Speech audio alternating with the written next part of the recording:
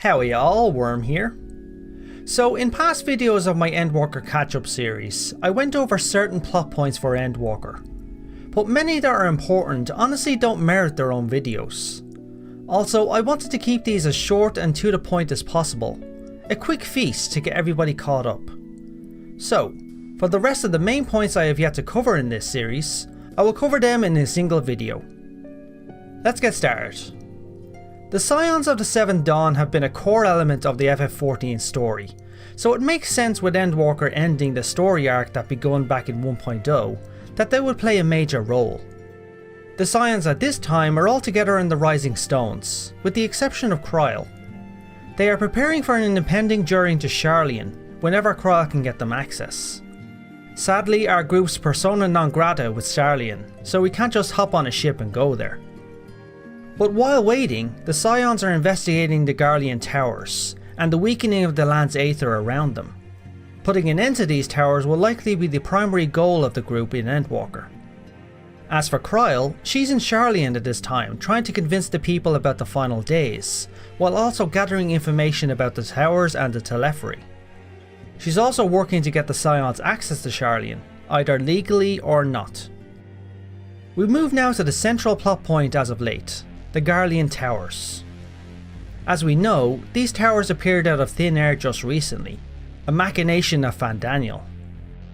The towers seem to have two primary purposes: to drain the aether from the lands around them, and use said aether to summon what are called lunar primals. The towers also have the ability to temper anyone who gets close to them. Sadly, we can't just blow up these towers or just shut them off, as each one has captured Beast Tribe citizens or prisoners from other lands within them. We learned recently that any attempt to tamper with these towers sets off an alarm, which will kill everybody imprisoned within them. As of right now, the towers continue to operate as they always have, draining the aether from the land and using it to summon new lunar primals. It's also likely these towers are channeling aether to the main tower in Garlemald. Speaking of Garlemald, that's our next point to cover. The Garlean Empire has been central to the story plot since the very beginning. As the story is winding down on Hydaelyn and Zodiark, so too will Endwalker be ending the Garlean's main storyline. The Empire at this time is in ruins, fully engaged in civil war by multiple factions all vying for the throne. However, it's causing massive suffering and damage to Garlemald itself. At this rate, whoever wins will be ruling over a throne of ashes. There are multiple factions involved in this civil war, but the primary ones are the Garlean legions.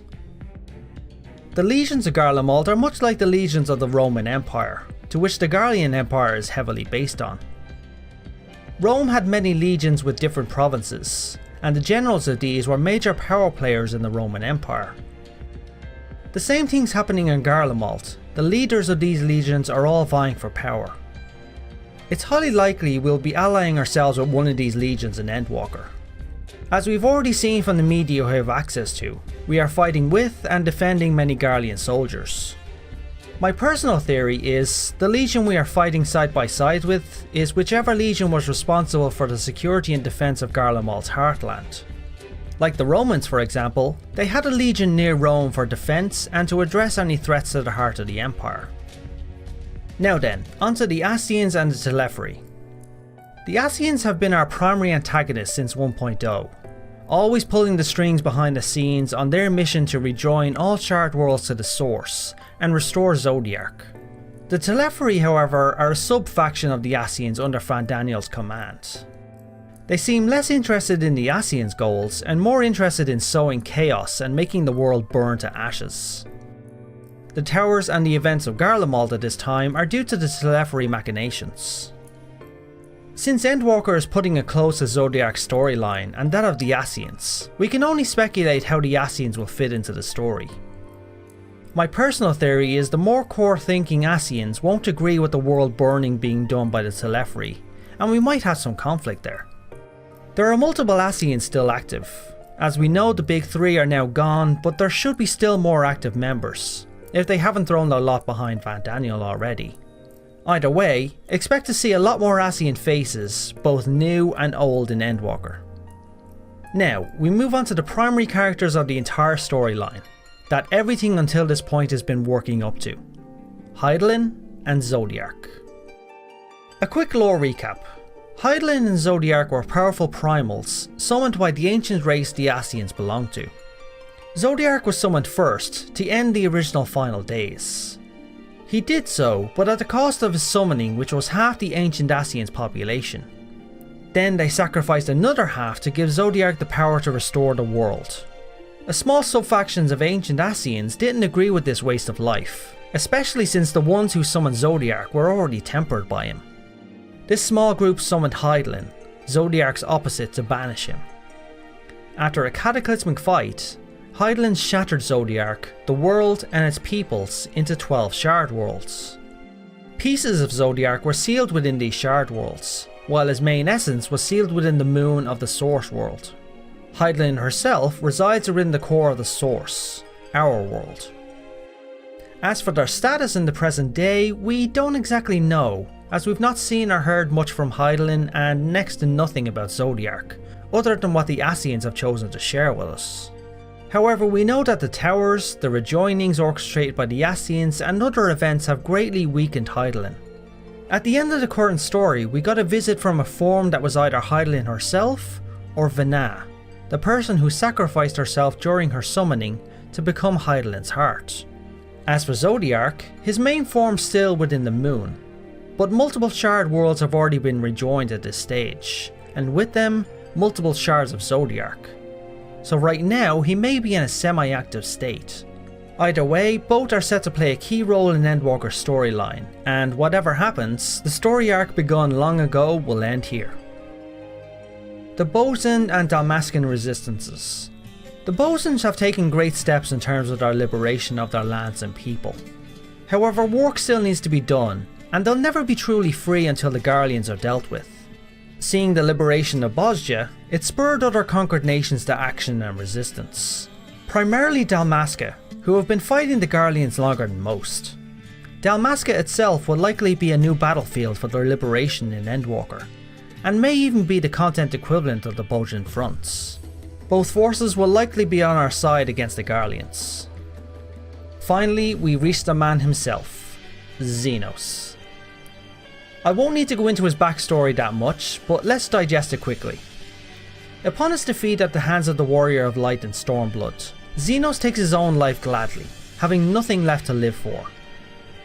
However, he doesn't die due to his resonant abilities and endures. These abilities are similar to our Echo. His spirit is separated from his body, and before he can return to it, his body is taken by Elidibus for machinations in Garlemald. Zenos then takes the body of an Alamegan resistance soldier. His life not fully ended, he proclaims he seeks to reunite with his first friend, aka us, for a final confrontation. He jumps from multiple host bodies over time until he arrives in the throne room of Garlemald, in the body of a Garlean officer. Elidibus is in there with Zenos' body and they engage in combat, but sadly we didn't get to see this fight. Elidibus flees after a short fight and vacates Zenos' body. Zenos then reclaims it and cuts down his father, Emperor Varus. This in turn causes the civil war in Garlemald. Fandaniel then makes his appearance at this point, tempting Zenos with new prey, namely the Warrior of Light and Zodiark. Zenos mostly stays out of affairs except for that concerning the Telephori's machinations. He also adopted the use of a new gun scythe added with his resonant powers, making him more powerful than ever. As of right now, he's all geared up and ready to go. Given his actions, he's waiting for us to come to him, so he will be our last encounter in Garlemald's ruins more than likely. Personally, I'm hoping to fight him in the throne room. And that's everything I could think of. Thanks for watching everyone. I hope some of this gave you a better idea of the story as we head into Endwalker. If you enjoyed it, hit that like button, and feel free to subscribe for more videos like this. Endwalker's nearly here. Get yourself ready for the fight of a lifetime. Thanks all, and now, as always, have a good one.